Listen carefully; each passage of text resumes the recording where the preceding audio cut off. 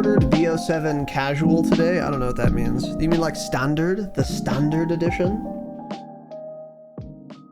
I didn't ask. We're live. Boys and girls, welcome to the Dropshot Call of Duty Podcast, ep number 55 and 4. Also, my name is Casey, also known as Razinon. I am joined by Tanner. Yeah. Who's chilling out, maxing, relaxing, all cool and all.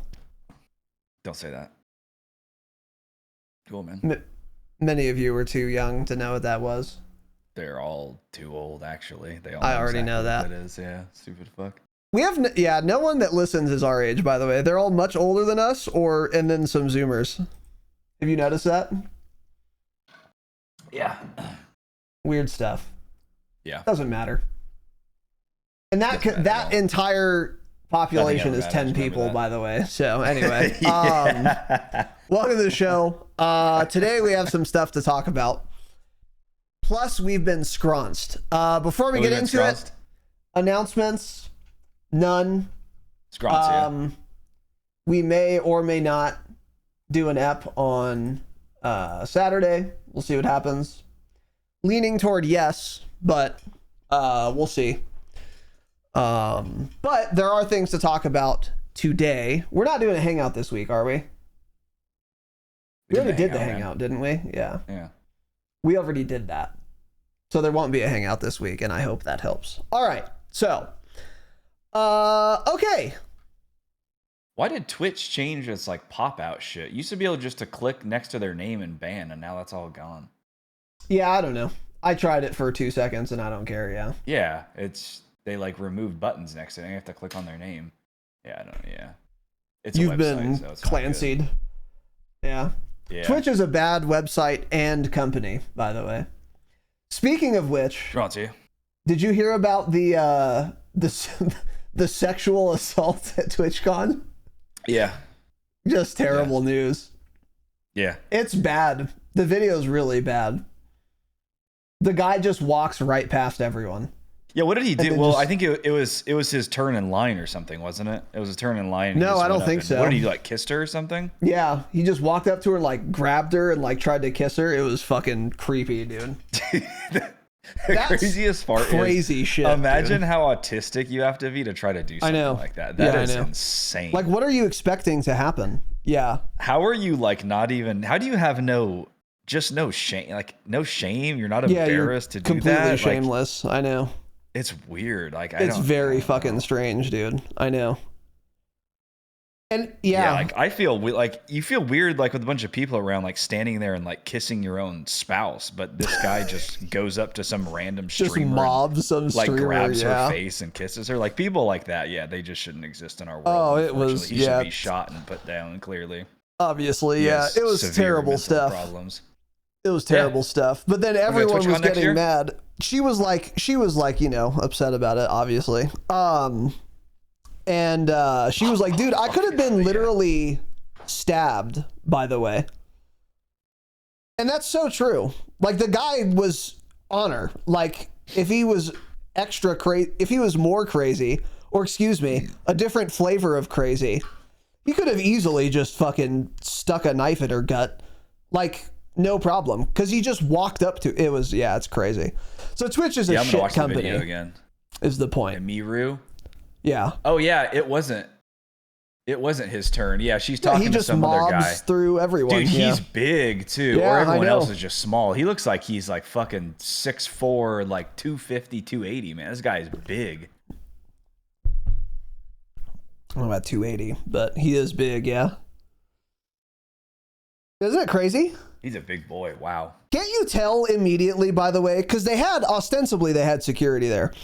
And like you see this guy, I mean, barreling toward the stage, like walking, he's walking at a normal fucking speed, fast. To be fair. He's walking at a normal speed. Yeah, he seemed brisk to me. I don't know. Anyway, whatever. Who cares? Twitch is a shit company. And then meanwhile, Dan Clancy was like, I don't know, fucking 22-year-old streamer girls or something. Yeah, she like saw it coming too. She's like backing away watching him. She saw it coming. Yeah. Yeah, it's really weird. It's terrible stuff. But anyway. So there's also, I heard something like big Twitch partners like have something in their clause that they have to attend TwitchCon, and that's the reason a lot of them go. Do you know anything about that? I don't know. Maybe they That's do. what I was reading is that so many people are like, they don't want to go to TwitchCon, but they're basically forced to because the contract they signed says that they need to attend X amount of TwitchCons or something. Like that was a big thing going around. Yeah, I could see that. Because like what I had heard is that she didn't want to go to TwitchCon, and like a lot of those girls feel unsafe, but they're essentially they signed the contract, and so they're kind of forced to. I mean, what is Twitch going to do though? Fucking sue you? I mean, what do you? Yeah, exactly. Yeah, just don't go. Twitch would not sue you, especially after this they wouldn't. They might have been able to get away with it before, but be like, dude, I have security concerns. I'm not going. They banned that girl's security guard, by the way. Because the last time she went to TwitchCon, he had actually done something. And so they were like, oh, well, this guy, put his hands on someone, so he can't come back. So she's like, all right, fine. And then she gets assaulted the next time. Yeah. Yeah, because they said, they're just insane. She said it was something like the guy tried to grab her or do something last year, and her security guard like grabbed the guy by the neck or something and basically drug him out of the venue, and then they banned him. Yeah. Yeah, right. It's just so insane. They're just worried about being sued by that guy, so they just banned the security guard. Yeah, so now they'll get sued by someone with way more power instead. They're really stupid. Doesn't matter. All right, well, it does, but not for the purposes of today. So anyway, as far as announcements go, Twitch sucks. That's announcement number 1. And that's pretty much it for now. We'll have a bonus ep for you guys soon. We'll probably record one tomorrow, I would guess. Yeah. I'm the guy who's guessing that. Yeah. But for now, we got some stuff. We got some developer yaps, and we're going to get into them. So this was posted by Treyarch. BO7 multiplayer dev talk post beta. So we had already gotten hints, which we covered, I believe, last week from their Twitter about like dexterity changes, yada, yada, yada. These are the details on pretty much all of those things. And there are going to be some implications for Warzone that we'll get into after this. But for now, we're going to watch this. I guess we watch it the whole way through, or... Yeah, we'll watch it the whole way through. I haven't watched it, so we'll watch it the whole way through. All right. If you want to pause, tell me, because... Okay. Yeah. All right. We'll ready? Pause. We're going to play it, though, yeah. 3, 2, 1, go. Downey, thank you for the Prime sub, Matt big dog. Design Director back again to talk about some updates for multiplayer in Black Ops 7. Moving in the direct, Matt Schrontz, Design Director at Treyarch, back again to talk about some updates for multiplayer in Black Ops 7. Okay, so the first topic I want to touch on is the whole aim down sights, ADS, while sliding, diving, wall jumping topic. So in the beta, that did require you to take the dexterity perk. The team looked at all of our options and ultimately landed on providing the most fluid experience by default, which does mean we've reintroduced the ability to aim down sights while sliding, diving, and wall jumping by default. You do not need to take the dexterity perk. Dexterity will still speed up those interactions, sprint to fire, slide to fire, but you will not need dexterity perk to ADS which is good. While doing those actions. Okay, next one I want to touch on is just to reconfirm a topic I touched on in our last dev update about footstep volume. We have slightly increased the volume of our footsteps in multiplayer. We're very happy with where they're at, where it's going to incentivize more stealth play styles without over-indexing on the need for the ninja perk. Okay, next I want to touch on where we've landed with our slide tuning coming out of the beta for launch. Alongside that dexterity change and the ADS change, we have slowed down the slide speed a bit, and we reduced the distance a bit. But I promise you, it still feels great. It still feels fluid. But we want to make sure that that's not the only way you can enter in an engagement. Okay, another movement topic I want to touch on are our mantles. So we saw the feedback. We agree. Some of the mantles felt a little slow. So the team is going through every single mantle in the game to make sure that we have a consistent speed and fill, and everything feels fast and fluid. The next one is a meaty topic, and it's about our perks and our perk distribution. Got a lot of feedback. We made some changes ahead of beta coming out of our blog. A lot of you had a lot of feedback on that, which we appreciate. But the big changes that we're going to focus on here for launch are, 1, we want to make sure that we are incentivizing and allowing for varied play styles. 2, we saw a lot of feedback on how stacked slot 1 was. So we've made some adjustments there that I think you're going to be happy with. And then 3, there were some kind of niche underutilized perks. So we've actually made some combinations of perks to make those chunky decisions Again, like we and choices. said, we'll talk more about this. Okay, let's get into the details. First change, we've actually moved Tech Mask to slot 2 from slot 1. That's going to allow for classes like Flak Jacket, Tech Mask, and Guardian for a very strong support tanky class.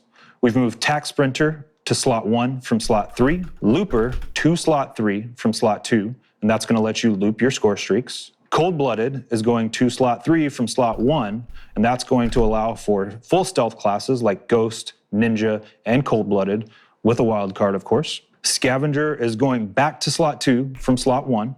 And then we'll start getting into the combinations of those underutilized perks that I touched on. So first up, Shadow, which allows you to move by traps without setting them off, has been added to Engineer. So that's going to be a fun perk where you can actually see enemy equipment through the world and then also approach it and not set those traps off. Vendetta, which allows you to see the location of your previous killer, has been added to Assassin. So if you really want to target a single player on the enemy team, this is going to be your perk. So one for our melee players, we've actually added Bruiser, which gives you increased health regen and score for melee kills to Close Shave. So if you want to go all in on that melee playstyle, this is going to be the perk for you. Hunter's Instinct, which gives you intel on a nearby enemy after a kill, has been added to Tracker. So that's all about tracking your enemy locations. And then one that I'm super excited about, we've actually added Quartermaster, which recharges your equipment to Gearhead, and that has moved to slot 1. And if you're all about the gadgets, or if you're all about the field upgrades and the equipment, this is going to be the perk for you. So with all of these changes to our perks, the team is very excited. We think you'll be very excited. And of course, we're very much looking forward to your feedback. Okay, next up, I want to touch on what we're doing with Aim Assist in Black Ops 7. So first off, we're looking very closely at the data, and the data says that controller players are winning slightly more in close range engagements, and then keyboard mouse players are winning slightly more in those long range engagements. So what we're going to do here is to try to close that gap, take a very close look at the strength of Aim Assist across all of those ranges, and then additionally, we are looking at rotational Aim Assist and the requirement for your right aim stick to be moving in the direction of your target. We'll have more concrete details to share soon. That's my time for today. Of course, we have more details coming on maps, modes, weapons, and progression as we head into launch. I mean, it's a bog standard hoodie. What do you mean he's too old for it? Yeah, but you're a game director. What would you rather him be wearing? Don't wear a bog standard hoodie. Wear something, as the British would say, smart. Like a jacket of some kind. You know? It's fine. I'm not too upset by it. It looks good on him because he's a good-looking guy. Pause. But it's too young. It's too young. Okay. This is something a 25-year-old would wear. And let's be honest, he's not 25. So, anyway. Yeah. Okay, so some good stuff there. And now my dog will bark. It would have been perfect if he was barking while the video was playing instead of the fucking millisecond it ends. But I've got it. So anyway, let me close my doors actually. Hold on. Yeah, what do we got doors open for? We leaving doors open back there? That's kind of wild. Really wild stuff. It looks like the door to your room's closed. Yeah, I don't know what's going on there. Maybe the dog wouldn't bark if you just let it in the room with you. Well, that's why my doors are open. You answered your own question. All right. So, okay. A lot of things there. We're going to talk about most of them. First one was footstep volume. They said they're going to increase it slightly so that Ninja is worth taking, but not over-indexed on. Meaning if you make the footsteps too loud, you're going to force everyone to take Ninja. I have no faith that this is going to be enough, but we'll see. This is good, though. I mean, there was no footstep audio in the beta. And like half of you guys in Discord thought the footsteps were fine. And then another half of you also thought they didn't exist. So I don't know. Yeah. But I guess more people bitched about it than not, which is why they're changing it. Especially in COD game. If the devs are talking about raising the footstep audio in multiplayer, then that means it was way too fucking low or non-existent. Yeah. But as usual, our stupid Discord members tried to gaslight you. Yeah. Mm-hmm. Yeah, just gaslight you and thinking everything was fine and good, and I hear everything fine. It's honestly really loud for me. Yeah. In many such cases, but because our Discord is full of shit cans. Yeah. Anyway, so yes, sure. But this is good, obviously. That was one of my big complaints because, again, one of the key aspects of an FPS game is being able to see people and hear them. If I can't do that, I can't shoot at them. So hopefully it's enough. I almost guarantee it won't be. But any improvement is good, so those are the right words to say. I just wish they didn't use the word slightly, but we'll see. We'll see when launch happens. I don't know. Again, I think this is an issue of like occlusion more than actual volume, honestly. Because like I had said in the beta review, 1 out of 10 times I would hear an enemy that I should have heard, but then there would be other times where they're like on top of me and I wouldn't hear them, even though no one's shooting a gun. So I have to think it's an occlusion issue of some stripe. I don't know, but that's not what they said was the issue. Exactly. That's not what they said was the issue. So if it is an occlusion issue, it will not be fixed on day 1, but maybe they'll fix it in month 1 or something. Actually, we'll see. They made sliding slower is what they said, or less deep, not as far. But don't worry, guys. I promise you it still feels good. Yeah, I'm going to trust a COD dev making promises. Okay. Yeah. What I don't know why they did this, and they didn't say why they did this, which is a huge issue for me because I would love to know what the rationale was, and we just won't now. Like, again, back in the Raven days during Caldera, they would make a change like this and explain why every time. But now they're just saying, oh, by the way, we're nerfing sliding, and don't tell us why. I don't know why they're doing this. I don't know who asked for this. I don't know anyone ever that said, oh, I slide too far. Don't let me slide so far. I don't get it. And also, the slide was not crazy. It was a bog standard slide. It was fine. And if they nerf it a little bit, maybe it's fine. But it just is completely unnecessary. I don't know what it's accomplishing at all. He did say, still feels great, still feels fluid. We want to make sure it's not the only way you can enter in an engagement. So maybe they saw most people were just sliding into a gunfight, so they thought, let's nerf it a little bit so more people jump or, I don't know, whatever. Or don't do anything. So that's apparently their reasoning, but yeah. Okay. Sure. All right. Well, I missed that part then. But that's okay. Well, at least we got an explanation. That's fair as an explanation. I just don't think you're either going to nerf the slide so much that it's not worth taking gunfights with it anymore, and then I'll never slide, or you won't nerf it enough and I'm still going to take almost all of my gunfights with a slide anyway. So now you're just making the game feel shittier to affect no change whatsoever. That's my thought. Maybe the idea is if the slide isn't quite as good, people will want to, yeah, like you said, jump a corner more, or sometimes sprinkle it in, or like wall jump a corner more. I guess. We'll see. So, you know what? Yeah, touche. All of this obviously is going to depend on their implementation. So when they say they increase the footstep volume slightly, we'll see what that means. I don't know if it's good or not, because I don't know what slightly means. Same with the slide. They made it slightly slower or not as far. I don't know what that means. So if I see it, once we see it, we'll know. But it didn't seem necessary either way, honestly, because I think if you're sliding most of your gunfights, you're still going to do that. But now it's just going to feel worse. So, although this is probably in tandem with the aim assist changes, because if people are sliding deep and fast, then and you nerf aim assist, maybe a lot of people are going to be getting fucking completely cornered every gunfight. And they're trying to preempt that. That could be another reason why they're doing this, which may be fun. So we'll see. Yeah. Mantle speed, they've made faster and or more consistent. I don't know. I think they just mean the high mantle, they've made basically the same speed as like a mid mantle. So they're not making all mantles faster. They're making the slow ones as fast as the normal ones. That was what I gathered from what he was saying. That's a very good change. I like that a lot, especially in an advanced movement COD where the whole thing is like moving around. Yeah, don't make me wait 20 minutes to fucking crawl up this thing. I'm a super soldier. So that's a good thing. The perk rebalance, we're not going to talk about every single thing that changed. It would be very hard to do that. But I liked everything I heard, and I really liked all the consolidating before launch. Because they have done this before, where they consolidate perks that fucking no one's using. But they'll do it like season 3. And it's like, okay, man, this would have been cool years ago. But doing this before launch is a really good idea, and I really like that. Because we've never had a COD where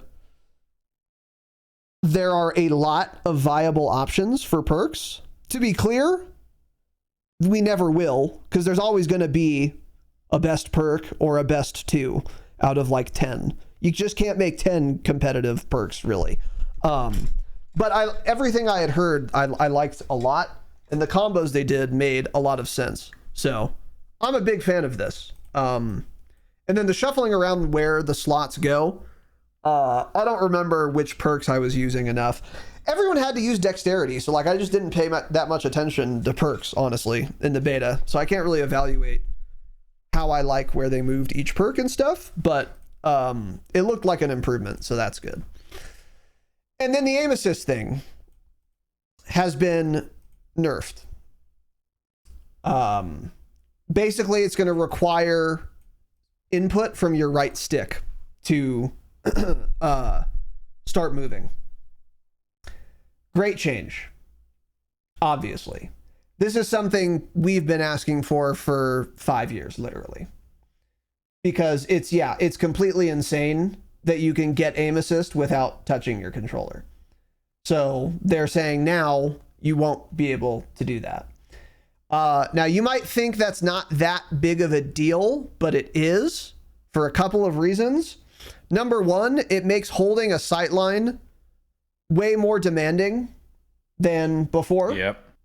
Because if I'm on controller, around corners. Yeah, and I know that, like, whatever, say gas is coming or something, and you have to run around this corner, or I hear you coming, whatever, and I pre-aim that, the millisecond server side that you start moving across, I'm already locked on to your character model, and I'm tracking you before literally my eyeballs even see you. So that by the time you can slow down those clips and you see how it starts tracking when like the smallest sliver of your arm comes around a corner. Aim Assist starts tracking you. Yeah, because it doesn't require input from the player. So as soon as there's a target there, the Aim Assist kicks in, and then you get a massive head start, such that all you really have to do is pull your right trigger. That's it. Whereas on K-Bam or without Aim Assist, you have to hold that sight line, and then they could just run right by it. If you're not paying attention, if you're not locked in, if you don't have fast enough response time. And that's a huge deal when the time to kill is, especially in multiplayer, sub 200 milliseconds or whatever. But even in Warzone, like up close, it would be, you know, whatever, sub 700 milliseconds. That's a big deal. Getting that like aim assist there a lot. Many of you just don't believe me because you've always played on controller, which is fine. You'll find out. You're going to find out. So I'm just warning you now, you're going to find out you are not as fast at reaction time as you thought, and you can't aim as well as you thought, because you haven't even registered how much it's doing for you. And if you want to learn before the launch, turn off aim assist or go play on K-Bam so it's not completely miserable, and then you won't have aim assist either way. And then you'll realize, oh, okay, yeah, this is doing a lot for me. So this is a big, big step. And then another reason is, you just, again, even not in that scenario, you probably think your reaction time's a lot faster than it is. Because, like, you know, whatever, a guy's like going right to left and you're tracking him and you're moving your thumb while you do it. But the game is starting it for you first, and then you're late to the party, and then you're also nudging the stick in that direction to keep tracking him or whatever. You literally don't know that.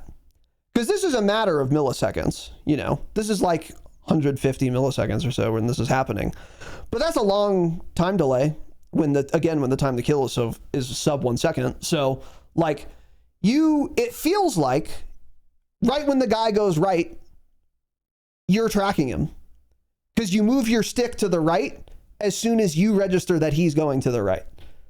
and then your target, your aim stays on the guy. So you make the connection like, oh, okay, the guy went right. I moved my stick right. My reticle went right to track him. I was on time. Yeah. You may or may not have been. Tell me how old you are, and I'll tell you if you were on time or not. But the answer is probably not. It's probably doing way more for you than you thought, and it's getting you there right away, early, more than you thought. So removing this is actually a pretty fucking big nerf to aim assist. Yeah, it's a pretty substantial nerf to aim assist. Yeah. Well, my thought too is I keep thinking about strafing now, because strafing on K-BAM just hasn't mattered for years now. Like, you remember in BO4 PC, K-BAM versus K-BAM, all the fights would be a strafe fest, and both people would be missing shots. And that was the thing, was to strafe back and forth randomly, so it was harder 100%. For the other person to track you. That's why like stock attachments in BO4 were so good. Yeah, because it was hard to track them. Yeah. That has not mattered since MW 2019 and since the Warzone launch, pretty much, when they implemented crossplay. Yeah, 100%. So that, I think, so the first part about like talking about corners, there's that one clip of Metaphor, and I wish I could find, I probably could dig it up somewhere, but it was from the Modern Warfare 2 beta. It was that map that was the museum, and this clip went viral because Metaphor got all mad about it. And he watched the kill cam, and some guy was just sitting near the back of the map, aiming across the other side of the map, and he started shooting at some guy far away. Metaphor runs around a corner like 10 feet away, and as this guy's shooting, it drags off of that character that's standing still far away and he's shooting at, and completely tracks Metaphor as he's already shooting, and his aim goes left and he kills him. And Metaphor obviously lost his fucking mind. Yeah, went on a whole rant about aim assist, pissed off everyone who uses a controller. Cope, complain more, blah, blah, play on controller. Then that's the exact type of kill that should not happen as often anymore if Matt Scroncia isn't fucking lying to us, which is a good thing. So to me, this sounds like good players. There's going to be a much larger skill gap from controller to controller too, because good players are going to understand this. And when they're holding corners and stuff, they'll probably have a little bit of input on their mouse, because I'm sure it's still going to require 0.5% input to move. Yeah, it'll it's require, just going to require something. Yeah. Just so get yourself stick drift, and that doesn't exactly. matter, It's not going to end up mattering at all, because there's ways around it with stick drift and stuff. So none of this will matter. Let's be clear. Nothing ever matters. And nothing happens. And nothing ever happens. So that's, I think, the biggest thing is I might be able to actually like slide and run around corners against bad players and farm them, versus before, especially in multiplayer, like that fast time to kill. Like I might just be dead before I realize they're there. Right. So that's, I think, going to be the biggest difference, is bad players getting kills that they do not deserve. And that's always been my biggest complaint. Like, good players on controller are busted OP, obviously, but the most infuriating part has always been a really bad player getting a kill, and he didn't do anything really. So that's going to be good for like holding angles and stuff. That's going to be great for Warzone and multiplayer both. And then the other thing is strafing. That's where I think you're going to see a difference in players who thought they were good maybe not be as good anymore. Because that's the other thing, how aim assist works now too. If you're like in a gunfight 20, 30 meters away, and I go right and then I come back to the left, or I jump or something like that, that keeps tracking.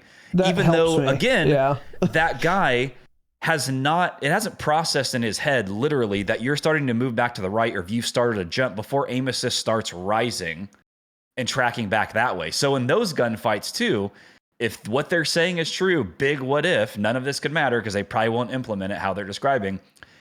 Even during those strafe gunfights, if you keep your aim assist to the left because he was originally moving left and he stops and starts going back right, if you keep moving left, your aim's going to keep going left. You're going to completely lose that gunfight. So I think people are really, well, I think some people are, for the most part, actually, I've seen like a lot of CDL players and good controller players be like, this is excellent change. Very excited to see this, blah, blah. But this is, I think, going to be a much, much bigger deal than a lot of people are making it out to be. Yeah. Like this is going to change a lot if they're not lying to us. And again, that's what it all comes down to. Yeah. How they implement it and if it's even true. Yeah. These are all good points.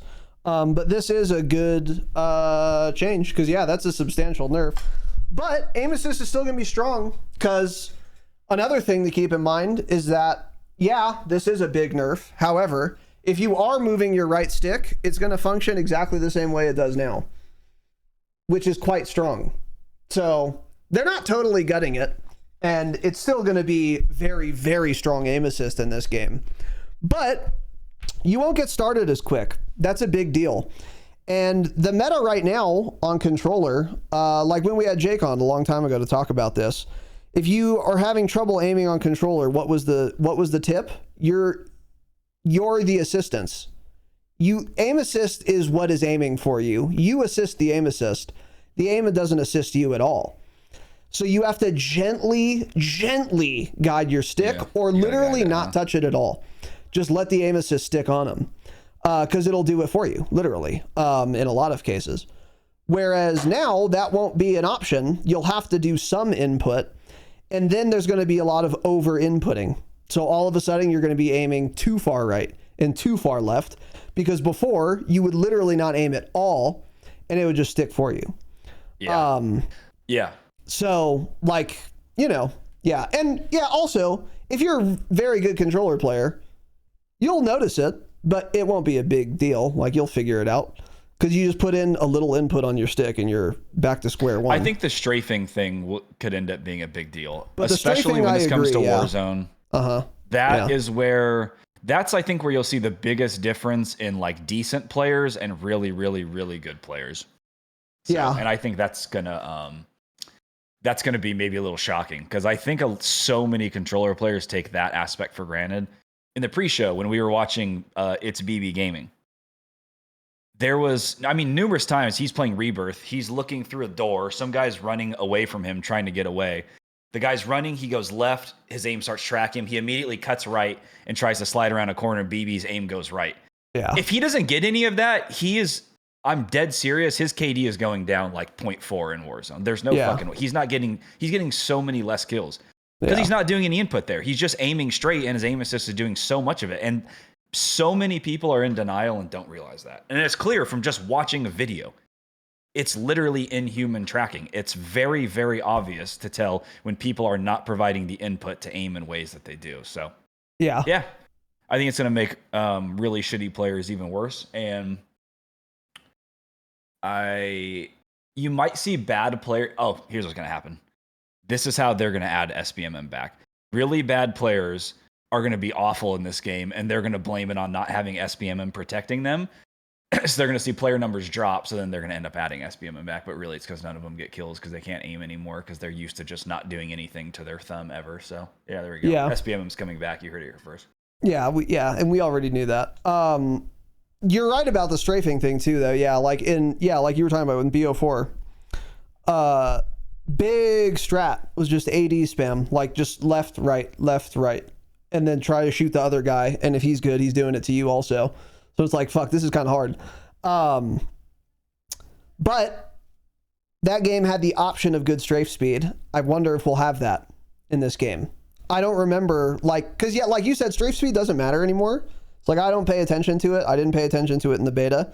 But if they do this aim assist nerf, then strafe speed could matter a lot, actually. You could, again, like strafe left and right and force people to like move their stick right and then left and then right and then left. Because if you do that right now, you literally are making it easier for your opponent, because you're giving them rotational and they don't have to do anything. So you're getting yourself killed if you do the left-right strafe spam. But if it requires input, you're going to force that guy to move his stick gently right and then gently left and then gently right. And that is easy to fuck up. So that will be a huge deal if we can strafe. And I don't know if we can. Like, I don't know what strafe speeds are like, and I don't know how many attachments there are, and I don't know if they'll make them good. And you're still going to be at the mercy of, in a lot of ways, like raw time to kill. So like, oh, okay, this gun has good strafe speed, but it kills 300 milliseconds slower than whatever, then I can't use it. I have to use the shitty strafe speed one. So then this won't matter. So yeah, obviously, again, we won't know about any of this shit until we fucking get the game and see. But these are all good changes, and I like them a lot. Yeah. I think this is the perfect aim assist nerf, by the way, because they didn't ruin it, but they changed it in an intelligible, good way. so that it's still strong, but it requires you to do something. I'm very pleased. He also talked about we're looking at the strength of aim assist to balance it over different ranges, which we might kind of be overlooking here, because he also said that K-Bam won more gunfights at long range. Yeah. So I wonder if that also means they're going to make AA stronger than before at longer ranges, but you still have to provide input. And I think all of that's fine.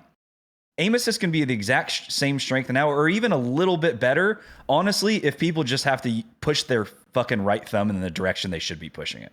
That's always been the biggest thing. And J-God's like shown that. You can be pushing, or maybe not even J-God, but it's Hexsmith too has shown videos. Like you can be pushing your stick a little bit to the right, and a guy runs from right to left. He's running left around a corner, and your aim just drags back left, even though you're pushing right. That should never, ever, ever, ever fucking happen in a first-person shooter game, ever. Yeah. So they can make the aim assist stronger all they want, but if you're just making people do the correct input with their thumb, that solves so much for me. Because then I'm like, okay, that guy got insane aim assist drag on me, but at least he was using his thumb. Cool, whatever. Yeah. At least At least I know he was able to move. Yeah. So, yeah. Yeah, that's another thing he said, by the way. The other thing I was going to say is like jumping and drop shotting might become better now too. Because if you have to actually aim down, or if somebody drop shots on you, whereas now, again, that's not how it works. You'll be shooting at him. When somebody starts going down, your AA will drag down. Granted, it usually won't go like all the way and lock on their head. You have to provide some input. Yeah. Yeah. If that doesn't start for you at all, controller to controller fights could be so much more fun in this game now, even because it's again adding a skill gap, which is desperately 100%. Needed just between controller players. Because let's be clear, nobody plays on K-Bam. The only people like left who were left playing K-Bam on Warzone, they're all gone now. They're playing Battlefield, and they probably won't be coming back at least for a few months or so. So nobody actually plays on K-Bam. So this is all just controller versus controller discussion. And same thing with jumping. When you're in a close range gunfight and you jump, AA jumps up with it, starts tracking higher. Again, if that's not going to happen, you're going to start hitting those lower torso shots instead, those leg shots, doing less damage. So this, I think, is going to be a huge, huge, huge difference. This is good. Yeah, this is fantastic. I totally agree with you. Exactly. I agree. And the reason drop shotting works so well, by the way, or the just literally just sitting prone, not moving strat, is because it predates on the impulse of a good controller player, which is to barely, if at all, touch their right stick. Because if you slide a corner and they're a good controller player, they get their right stick on you and then they're done. That's it. They stop touching it. Or if you jump, they don't touch it. It just does it for them. Whereas if you drop shot, the aim assist will start going down, but it won't go to your hitbox. Like you will get out of the zone. So then it actually requires input all of a sudden. It's the only movement you can do against aim assist where you are requiring input from the other player. So that's why it's so effective, is because controller players are not used to having to do input to get on target, because you're like putting your center mass where your aim assist drags on the floor from standing. That is too far for the aim assist. It's not that good. So it requires input. That's why it's so good, because people think, again, they have these really fast reaction times, and they do start moving their stick down, but it's too late. You're dead. Yep. But so all of a sudden that's going to be happening with everything. So people are going to start getting used to it. So drop shotting, ironically, is going to get maybe a little worse even against those types of players. But that was another thing he said, by the way. We've been scronced, where he says controller are winning slightly more gunfights up close, and keyboard and mouse players are winning slightly more gunfights far away. First thing I want to say, don't believe you. I don't believe it's slightly more. I don't believe controller players are winning slightly more up close. And we didn't get numbers. So like, what's that percentage? Is it 65% more? Because that's not very slight to me. Or is it 51%? Yeah. No, it's not. And even if it is, I saw a great tweet about this and I totally agree. let's assume this is true and controller is only winning slightly more gunfights up close. That's because you have forced all of the keyboard and mouse players who are not the absolute best players of all time out of your game. So the only people left are fucking cracked, goated, Kovacs leaderboard having keyboard and mouse players versus the average controller player. In which case, aim assist is so strong, they are still winning slightly more gunfights up close, even though through artificial selection, the only people left on K-BAM are really good at K-BAM. So you are not comparing an average K-BAM player to an average controller player when you say that controller wins slightly more up close, because there are no more average keyboard and mouse players left. You have run them off of your game with how strong aim assist is. So this is a very telling stat, even if it is true. Because yeah, you've like all the like average keyboard and mouse players have left or switched to controller like myself. So, duh. And they're still winning slightly more up close. Yeah, it's just, yeah, it's incredible. So, that pissed me off a lot.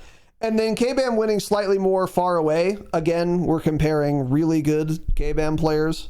Not really good. Obviously, not everyone who plays on K-BAM's fucking breadman. But if you like removed input from the equation, the people still left playing COD multiplayer on keyboard and mouse, their average skill level is much higher than the person left playing controller. And it isn't close. Like, it's so obvious. So yeah, it needed a nerf fucking badly. So that pissed me off that they said that a lot. But the nerf sounds really good, so we'll take it. Yeah, so they've done the thing again where they pushed away all the good players, and they're like, actually, the data's showing. Yeah, exactly. Controllers only winning slightly more. Yeah, they've done the thing they've done a lot recently. So. Yeah. They've done the thing. I mean, see, like even think of all the streamers that used to play COD on keyboard and mouse and Switch, and I'm talking like Warzone mostly because I don't pay attention to multiplayer, but which is what they're talking about. This guy's talking about multiplayer, but so it's the same thing. I mean, who do we have?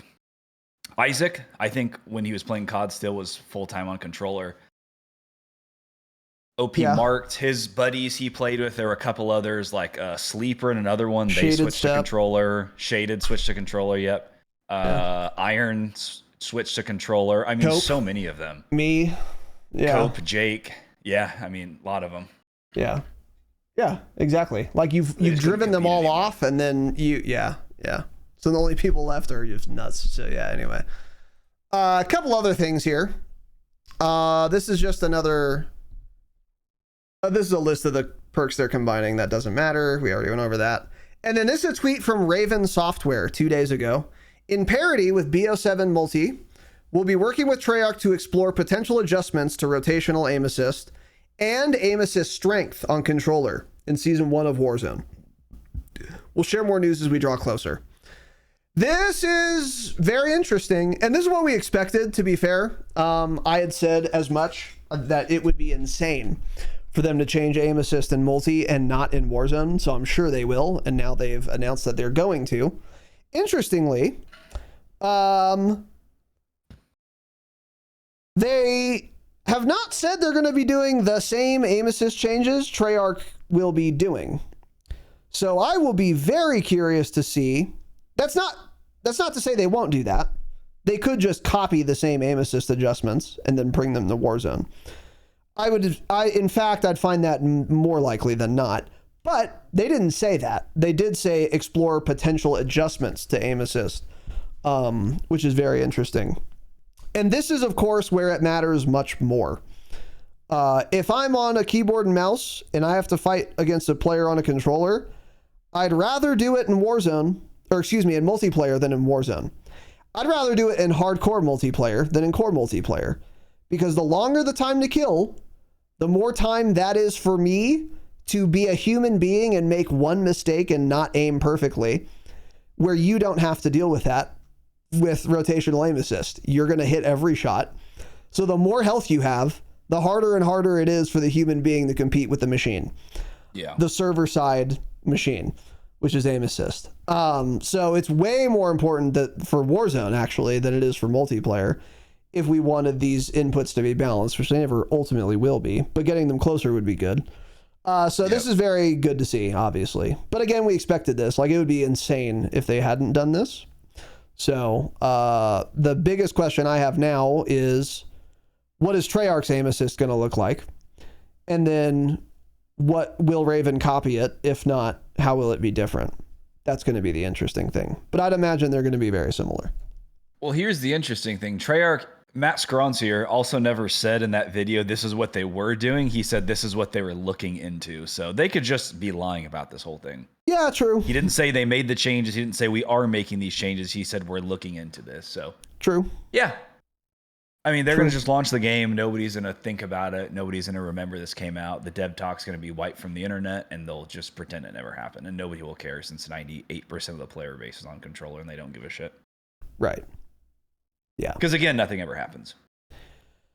So we'll see. But anyway. Another thing here from Treyarch. They just tweeted this 8 minutes ago. Yeah, they got Season 1. They're dumping all over the TL of right Blop now. 7 will be the biggest post-launch content drop in our history. And we're just getting started. Get your first look in our new developer talk. All right, so this is breaking fucking news. You ready to play this absolute video? They also just dropped a roadmap breaking news. Yeah, let's watch the video, man.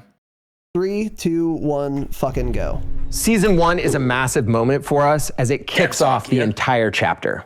From launch through the end of Season 1, we'll have 7 6v6 maps. Yeah. We'll have 3 new zombie maps, a bunch of new weapons, gear, gadgets. This will be the biggest season we have ever done in franchise history. So before we get into Season 1, I can say that Nuketown 2025 will be coming shortly after launch on November 20th. We're looking at our remastered version of Nuketown 2025 from Black Ops 2. See some vibrant colors and some cool spots for wall jump. Let's take a look at one of our new maps. Vibrant, yeah, very vibrant. The first time players went to this Menendez compound in Nicaragua was in the Black Ops 2 mission Time and Fate. This map is a play on that and the fate of David Mason and Menendez through the Black Ops 7 story. Next up, we'll take a look at Odysseus. This map is based on the Black Ops 2 mission of the same name. And then we've got Utopia. This is an abandoned guild facility in Australia, built to house advanced research for Project Synapse. So from the beta, we got a lot of feedback we've been actioning on with the team and some things we're cooking up for Season 1. So Toshin, we were really aiming to get some connectivity to the upper lane while still keeping those sight lines in check in the middle. Additionally, coming out of the beta, got a lot of feedback on automatic doors. So the team has also been looking through our entire launch portfolio and then our post-launch portfolio for additional opportunities where we can reduce automatic doors without disrupting gameplay. And of course, I have to mention some of the remasters we've got coming in Season 1. We've got our beloved Standoff, which I can't wait to get back up into Grandma's house. And we've got Meltdown coming. Haven't seen that one for 13 years. So we've got a ton of content coming out from launch throughout the holidays in Season 1. We've got 7 new weapons coming out.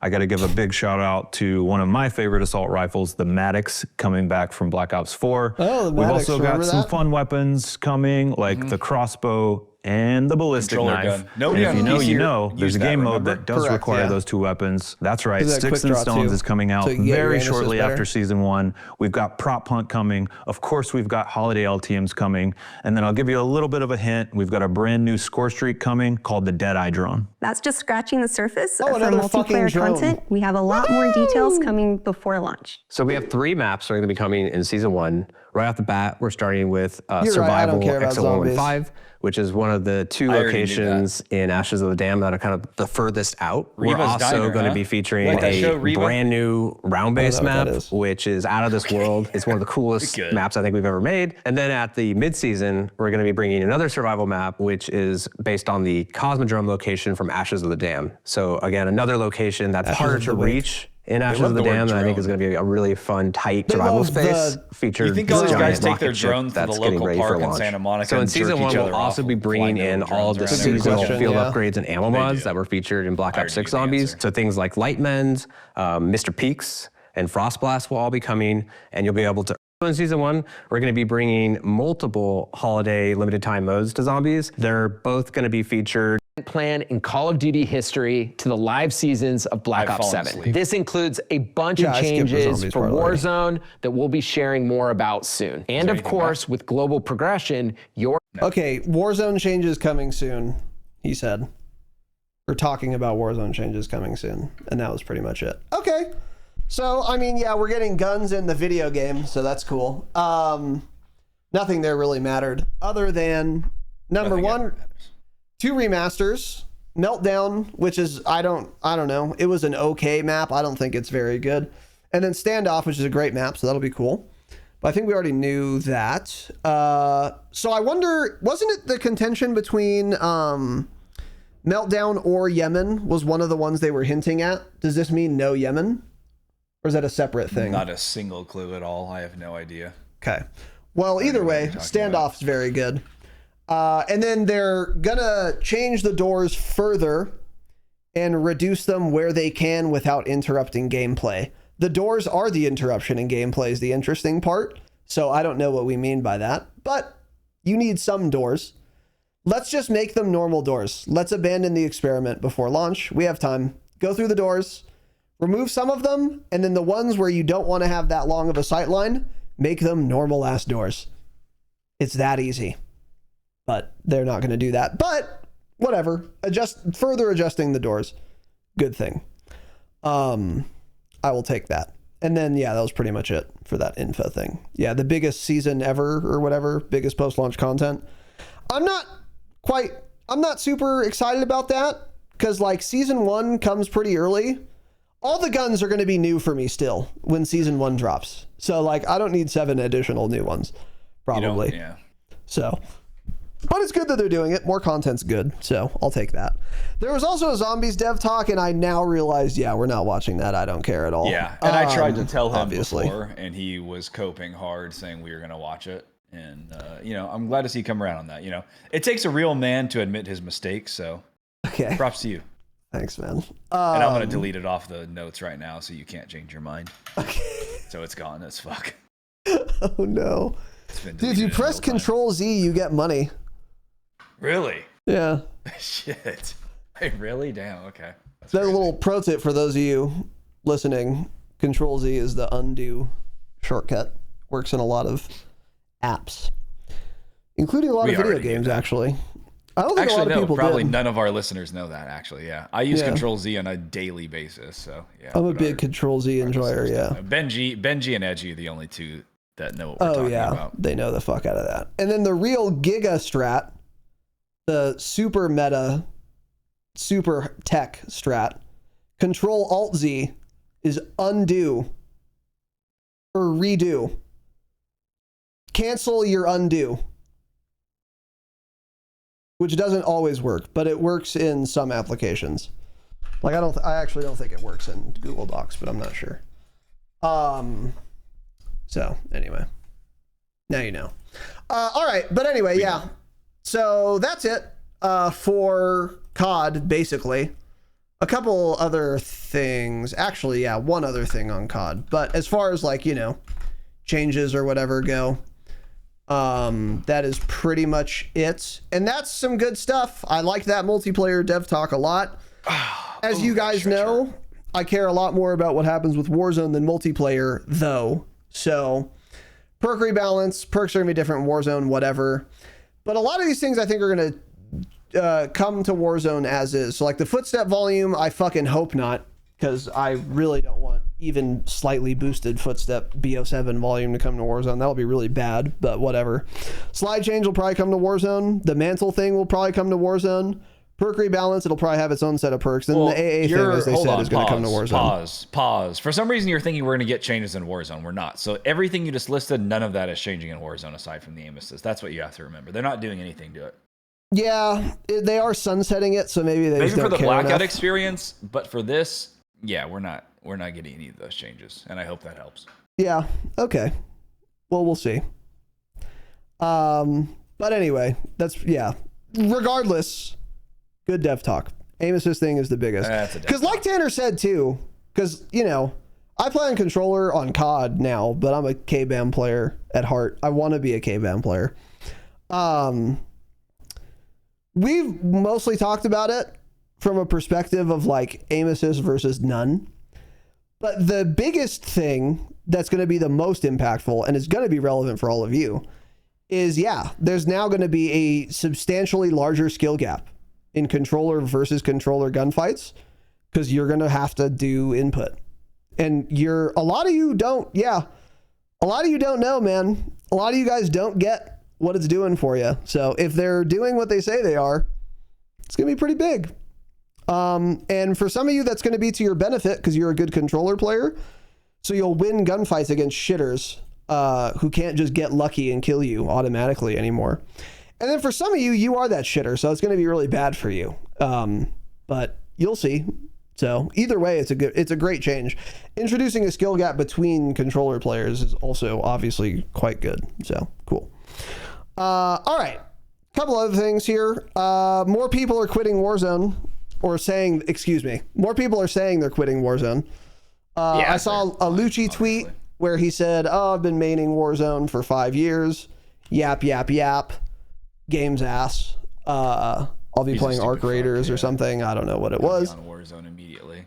Iceman Isaac also did a tweet of that type, or a video. I don't know. But he said, he's not maining Warzone. And they're both saying, to be clear, which is true, they'll like come back and check out, Blackout or whatever Warzone thing. But I believe them because here's the thing. You might be thinking, and I think Tanner's thinking this. Yeah, they say that till the Warzone integration and then they're going to come back. But the Warzone integration is going to fucking suck. And then they'll go back to whatever they were doing. And then the Blackout experience, they'll come back and try it. I agree. And then that's going to fucking suck. And then they're going to go back to whatever they were doing. But then DMZ2 is going to come out. And if that's popular, depending on how their channel's doing at the time on Arc Raiders or whatever, then they will full-time switch back to COD. Yes. But all of these people quitting Warzone, whether they're lying to us or themselves or not, they're actually telling the truth. It's actually factual. They won't be coming back to Warzone for any significant amount of time because the Warzone integration will be lackluster at best. And then the Blackout experience will be novel at best, but not good. And then they'll sunset GIF Warzone, and then we'll go on to DMZ2. The real question is whether they'll come back for DMZ2 or not. And then that's going to be contingent on how good is it. But these people are right. They're not coming back to Warzone. Yeah, Lucci is done. Iceman is done. He's not. Yeah. I think there are some other people as well. Lucci's almost as bad as Icicle Man Isaac. They say this shit all the time. If it were other people, I would care, but they're unserious. Yeah, they just literally lie to everybody. They'll both be back playing the second the integration drops. I promise you that. They'll be playing it, but they're not going to main it because it's going to be unfun and their viewership's going to drop. And then they're just going to get back off of it. Like for the same reason these people are quitting Warzone now, they will also quit Warzone 2 weeks after the integration. And then they'll come back for Blackout. And then for the same reason, they'll quit Blackout 2 weeks after it launches. Because the games aren't going to be I wonder if either of them are capable of swapping games. If they'll still maintain their audience. I do wonder. I don't know enough about Lucci, but Iceman Isaac has a pretty fucking big YouTube, doesn't he? I think he could do it. Yeah. He's been playing like a lot of Battlefield. Because that's the thing too, dude, is like, you're thinking like, oh, well, if they get off their main game, people are going to stop watching them. That's the difference is if the main game loses a ton of popularity, their audience is going to stop watching them unless they switch games. And like how many people were like COD mains and now they're playing Battlefield mainly, or they'll be playing Arc Raiders mainly or whatever. So it's like, if I'm watching, you know, if I'm maining Warzone and I'm watching Iceman Isaac play Warzone all the time, and then I totally stop playing Warzone and he's still only making content on that, I will stop watching him. Let's say I've switched to Battlefield. Then I see he's making Battlefield videos and doing Battlefield streams. I will now go be a viewer again because I'm like, oh, I like Iceman. I just hate Warzone, so I haven't been watching him. But now that he plays the game I play again, I'm going to go back to him. I think it makes sense for them, honestly. And I think I saw more people tweeting this, by the way, although I'm not sure. I can't remember any of them. But yeah. Iceman hasn't posted too many videos lately. I was trying to kind of look at his views, but I mean, yeah, that you are right, because also their Warzone content just doesn't get as many views anymore because Warzone content has been down for like all of these big streamers for, I mean, even back to MW3 when the game was good. Right. So yeah, you might be right. I think Isaac has a much better chance of maining a different game and keeping the audience. Lucci, I'm not so sure. But yeah. The thing is, honestly, it's not so much about the creator, it's about the popularity of the game they switch to. That's the thing. So and like, Lucci's talking about going to Arc Raiders. So and if Arc Raiders that game is popular, doesn't have a ton of big streamers, then if he's one of the top ones on there to start, then he could actually take off in that game. But like most new games, nothing holds popularity anymore. It doesn't matter what it is. No new games hold their popularity. So yeah, not sure it would do that either. But yeah, I mean, hopefully Isaac's. Yeah, I don't know. A lot of these guys are really, really defending or they're anticipating the Battlefield Battle Royale to be good. And that's the mistake they're all making. I'm not sure if they watched any of the leaked gameplay we did. It's not going to be good. Right. So, which we'll get into, yeah. And if you're not doing BR content, Battlefield multiplayer is not interesting to watch. I would probably, I got a question for myself. Would I rather watch Battlefield multiplayer or COD multiplayer? Probably still Battlefield, but both of them are fucking boring. I'm not talking about Warzone. I'm talking specifically about Respawn multiplayer. Not interesting whatsoever, but I'd still both probably really pick Battlefield. Bad. I'd rather Neither watch of them not interesting Oprah. to watch whatsoever on streams. Yeah, I'd rather watch Reba, the show. You should give it a shot, man. I don't know. I still don't know what that is. So, really, really fucking bad stuff. Yeah. So yeah, the thing is, it's not about streaming. They should just be IRL streamers. What are we talking about here? Yeah, Video that's game what they streaming should is do. dead. Be an IRL streamer. Yeah. That's the thing. Yeah, I mean, multiplayer anything is super boring to watch, and it will depend on some other game mode. I think. Yeah. These people aren't going from streaming COD multiplayer to Battlefield multiplayer. They're going from streaming Warzone to Battlefield multiplayer. That's really bad. But if they go to the Battlefield BR or Arc Raiders and they're popular, those games, then they have a chance. But if they're not, then they're going to have to find something. But I'm just saying it's not going to be Warzone. So like when the Battlefield BR fails, which it will, and is also unpopular, there's not going to be a Warzone BR to go back to. The viewership for that is still not going to exist. So they're going to have to find something else. And I'm thinking Arc Raiders is the best chance that all of these people have. Whether they're saying they're not quitting Warzone, or they're saying they're switching to Battlefield, or they're saying they're fucking, I don't know, retiring early. None of that is true, because Warzone won't exist to go back to, as I said. For the exact same reason they're quitting now, they're going to be forced to immediately after the integration or the blackout experience. And the Battlefield BR is going to fail as well. So it's going to depend on, Arc Raiders, basically, in the short term. And there could be other games, obviously, that come out and do something. But, like, these people have an audience, so they can switch to another popular game. That isn't the question. The question is there going to be another popular game? You know? And Isaac also, I don't know Lucci, so I don't know what content he makes. But, like, Isaac also does, he mostly could do short form. Okay, then he's gonna probably have more trouble, because Isaac does a lot of like settings videos and shit. And Battlefield players hate getting good and doing settings though. That's what they don't know. Shit, well, I keep right. saying they. It's not Lucci. You're it's right. Just Isaac doesn't know that they don't want any of this. They don't want to be better. They don't want to change their settings. They want everything to be organic. It's not gonna work. It's not gonna work for him at all. They don't want strategy guides. They don't want anything.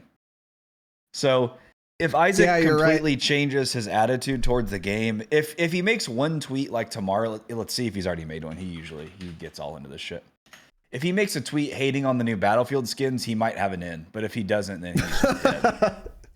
Yeah. And he hasn't. So yeah, his channel's pre-dead. Yeah. Yeah. Anyway, I just thought I thought it was kind of interesting to see these two also saying they're quitting Warzone. Off the back of, who else did we talk about doing this? Breadman, or not Breadman, or was it Breadman? I don't know. Not Metaphor. Breadman and Huskers are also lying and saying they're swapping the Battlefield BR, but it's going to be worse than Warzone is right this second, probably. That's the unfortunate point. It's going to be horrific, yeah, which again, we will get into. Yeah. But before we do, Tanner has a chart. What am I looking at here, man?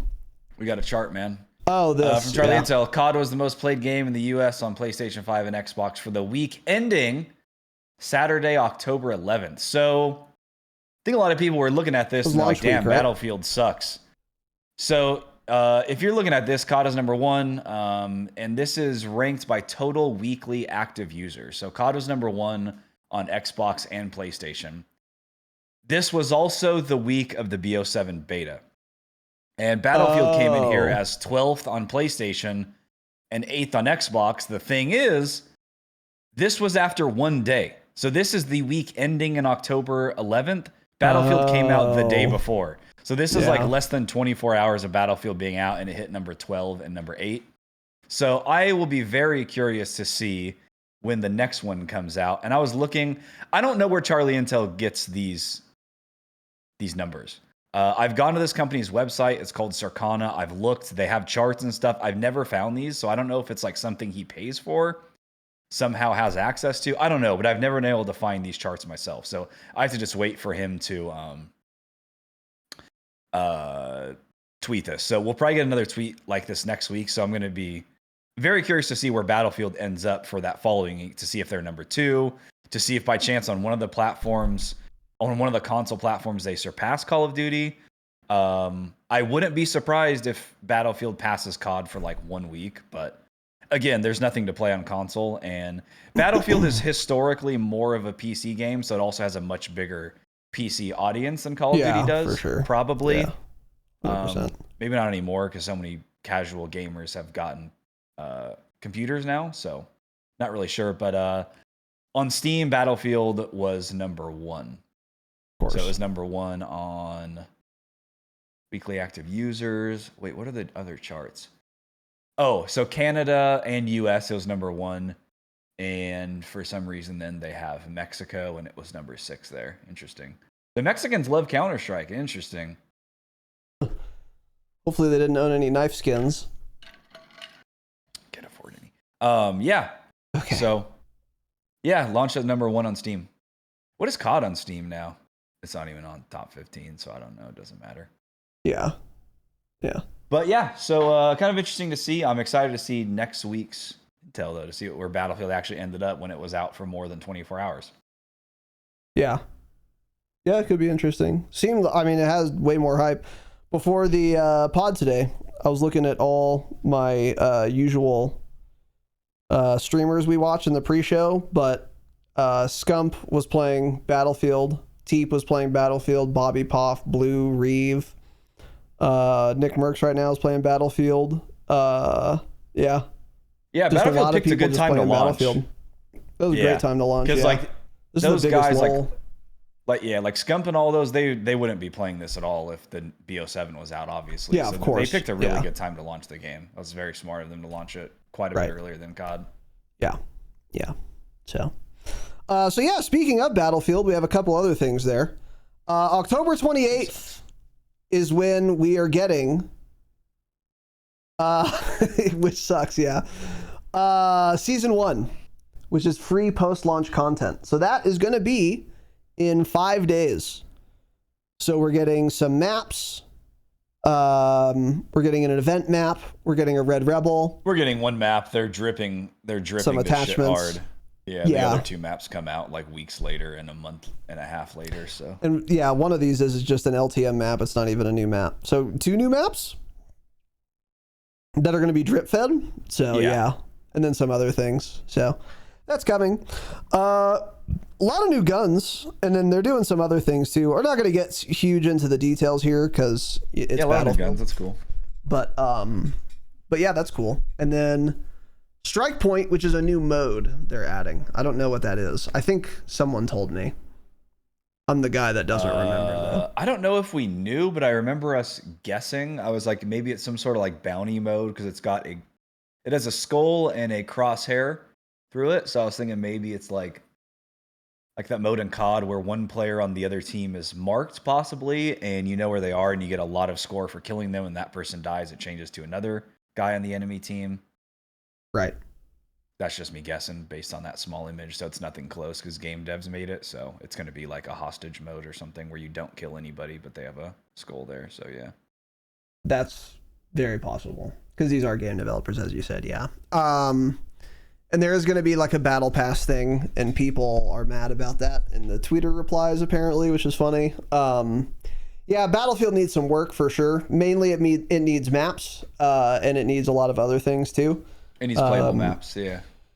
I need to be able to look outside when I'm inside without being flashbanged constantly and permanently. You just can't see. It's really bad. But another thing it needs is a battle royale. So I'm not going to bother getting all the tweets together, but from what I've seen everywhere, every single person on the entire internet is saying, in accordance with the original leaks, by the way, that the Battlefield Battle Royale, which was officially teased, though not with a date, at their reveal event that we talked about a little bit a few weeks back, will be coming out October 28th.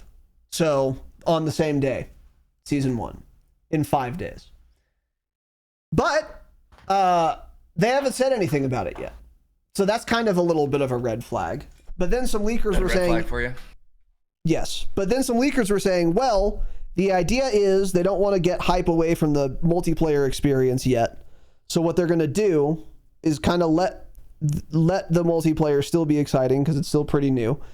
And then on the 27th, the day before, they're going to drop a trailer and an announcement that the BR comes out tomorrow, the 28th.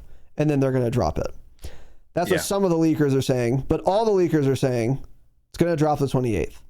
The only people that disagree with this are Dub and slightly less young Evan in our Discord, the Objective of Battlefield podcast hosts. They don't think this is happening. Let me be clear. The BR is coming out on the 28th. There is no way every leaker is saying this and it's wrong. There's just no way. And I hope that helps. Intel too. So Tom Henderson actually just 4 minutes ago tweeted an article. Battlefield 6 data mine reveals Battle Royales to release on the 28th. Okay. If Tom Henderson said data mine has official. revealed the anticipated Battle Royale has leaked on the 28th. The strings of code which have been posted online refer to a game mode Granite, which Insider Gaming can verify as a Battle Royale game mode. First leaked by who revealed that the mode will have an October 28th release. He took to Twitter today to reveal the code within the game files. Also now confirms his past reports. Right. Set to go live during season 1 release on the 28th. So they're saying that we're going to get intel on it on Monday, which is the 27th. And they're going to say, surprise, there's a BR tomorrow, and they're going to drop it. Yep. So that is, I will say, good. I want it early as fuck. And I want it before the Warzone integration in BO7, obviously.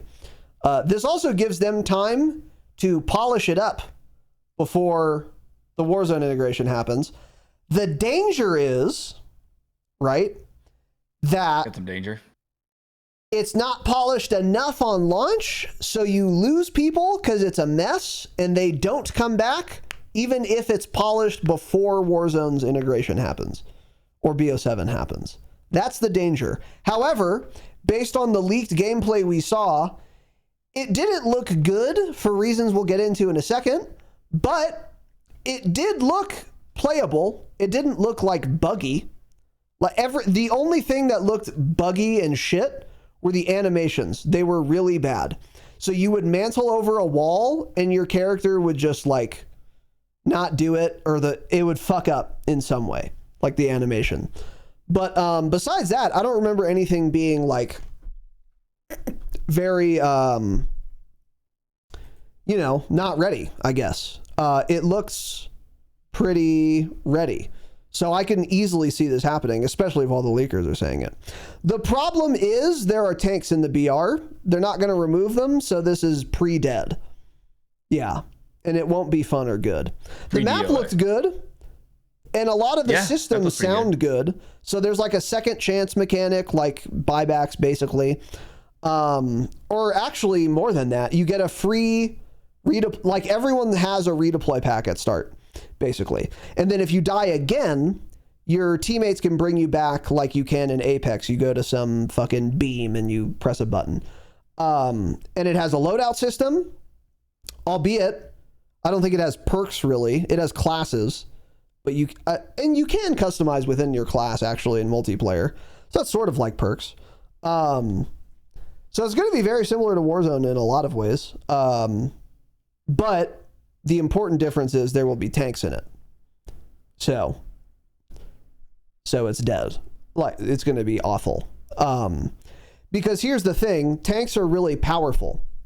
And if you don't believe that, go play multiplayer.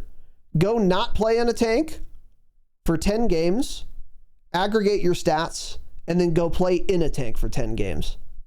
Compare them. See what does better for you. I already know the answer, and so do you. It's a fucking tank, obviously. Well, you don't know how to use tanks, yeah. You don't need to. That's the interesting thing. Point and click. Yeah, there's a reason tanks are like used in war, because they're pretty good, right? So if you put them in the BR, guess what everyone will do is get in tanks. So the skill gap in the BR for Battlefield, I am predicting, will be who can optimize the strategy to get into the tank fastest is going to be the best team, generally speaking. And then beyond that, the skill gap is going to be how good are you in a tank versus other people in tanks? So what you will experience is you'll either drop in, not get in a tank, and no matter how good you are, wipe a bunch of other infantry teams, have fun, get toward endgame, you are dead to a tank. Every time. And it isn't close. Because by the time you're in endgame and they're in a tank, those are good players in that tank. Or they're not very good, but they're still going to kill you, and then another tank is going to come and kill them, full of better players. So the actual skill gap is or what you're going to do is you're going to land in, say you're a good infantry player, you're going to get in a tank, and then you may or may not do well, but you had to play in a tank basically the whole game, and that's not fun. I don't want to play World of Tanks, the Battle Royale. I want to play an infantry Battle Royale in the Battlefield world, but that won't be an option unless you don't like winning. But that's all it comes down to.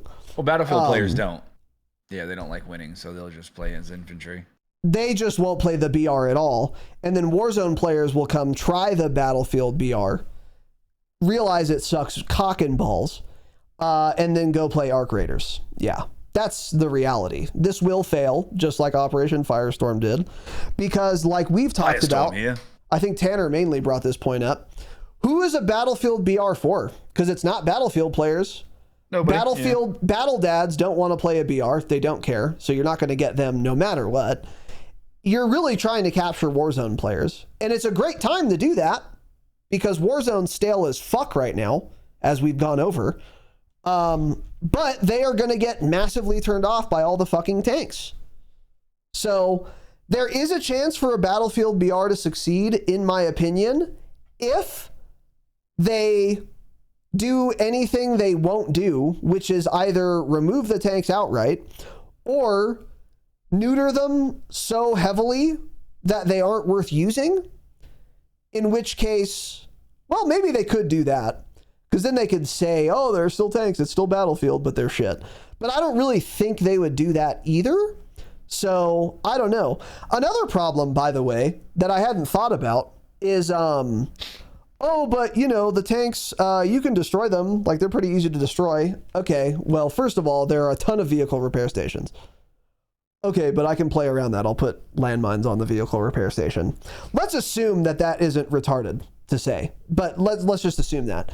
You can also just play as engineer. You have your blowtorch before you've hit the ground. So like if I'm sweaty trying to win with a tank and I am damaged, I'm popping smokes, which the tank comes with, by the way. And then 4 of us are getting out with blowtorches and instantly repairing it. And then we're getting back in and fucking your ass badly. So I just don't see a world in which this game is fun. Unless you like playing tank v tank warfare, but that's what it's going to come down to, because it's going to be trivial to kill infantry, and then it's going to be really just a matter of who's a better tank commander. And I'm Erwin Rommel. Yeah, it's going to be bad. It's going to be really bad. Like Dub and Only Slightly Bad don't even want it. They don't care about it. The average Battlefield player doesn't want it. The BR? Yeah, doesn't want the BR. Yeah. Yeah, no one, yeah. So it's for players upset with COD, and for, I promise you, I can't wait. I'm going to have to turn Iceman's. I'm going to do that right now. I'm going to turn on post notifications for Isaac on Twitter, because Tuesday when it releases, he's going to tweet something about how it's like the greatest BR he's ever played, and I'm going to retweet it to prove myself right. So that's going to happen. Okay. But it's going to be awful. They're all going to hate it soon, and it's not going to be a good BR, unfortunately. Yeah. Yeah. Yep. Obviously, and we already knew that. Yeah. Yeah. Oh, but Raz, what if there aren't that many tanks? Okay, well, that compounds the problem, because then the one team that gets the one tank wins the game for free. Yeah. Okay, we'll add a lot of tanks. Okay. Point number 1. It's World of Tanks. It's not fun. If there is a no tank mode, I genuinely think the BR has potential at that point. I agree. But as long as there are tanks and Bradleys, it's not happening. It's not going to be good. I wouldn't even want to play it. Yeah, exactly. Yeah, if there were no tanks, it looks like it has lots of potential to be fun. It's not that different, though. That is my kind of thing. But so the tanks is maybe that's okay. Making it different. I don't know. Yeah. Yeah, exactly. That's another thing too. Is like, yeah, you could remove the tanks, and then it does have potential to be fun, but I don't think that's enough, because then it's just a bog standard BR without tanks. I think you need like a thing, you know? Yeah. And Warzone has loadouts. I guess Battlefield would also have loadouts. That could be their thing. They just copy Warzone's thing, but they update the game more or do it better or something. That's possible. Like, you can certainly compete on KBAM, for example, which you can't do in COD, Warzone. So yeah, there could be potential without tanks, but yeah, that's contingent on them removing tanks, which I just super don't see happening, but yeah, we'll see. Anyway, a couple other things on Battlefield, not as big. Battlefield 6 has nerfed portal experiences farming, XP farming, with servers that had bots to farm XP no longer awarding XP or challenge completion. Some people are very upset about this, and then some people are happy about this. Because people were going in here to do camo challenges and farm XP and like KD ratio and stuff. This is kind of the problem with a server browser. Is like, if you don't give people XP for playing on it, no one's going to play on your server ever.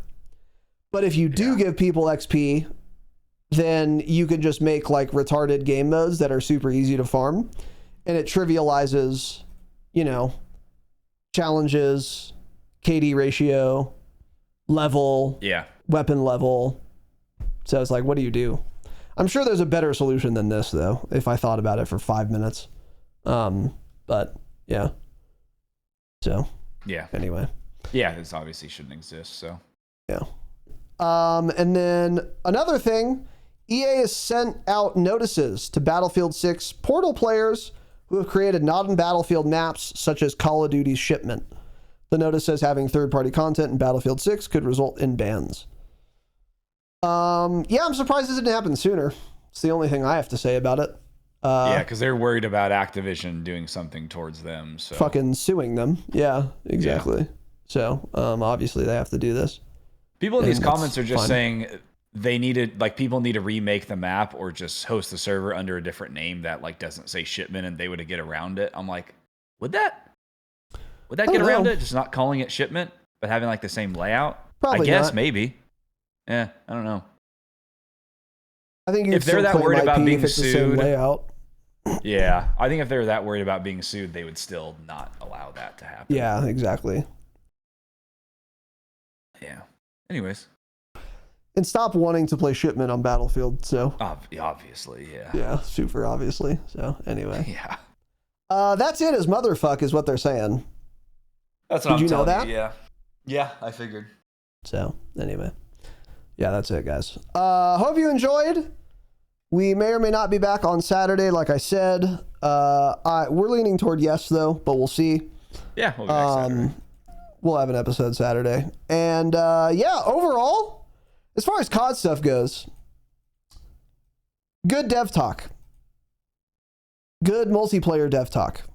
I'm excited about pretty much literally all of those things. It's just, as always, it's a matter of, there are two hurdles always with Call of Duty. Hurdle number one is, did they say the right words? Because that's a requirement. So in this case, yes, good, but it doesn't matter at all if they don't cross hurdle number two, which is, do they implement those things in the way they said they would? And that's the question that we still have. But having leapt over the first hurdle is a good thing. So good news there. And that's it. We will see you guys on Saturday, and keep that inside of your minds. Yeah. See ya. Bye.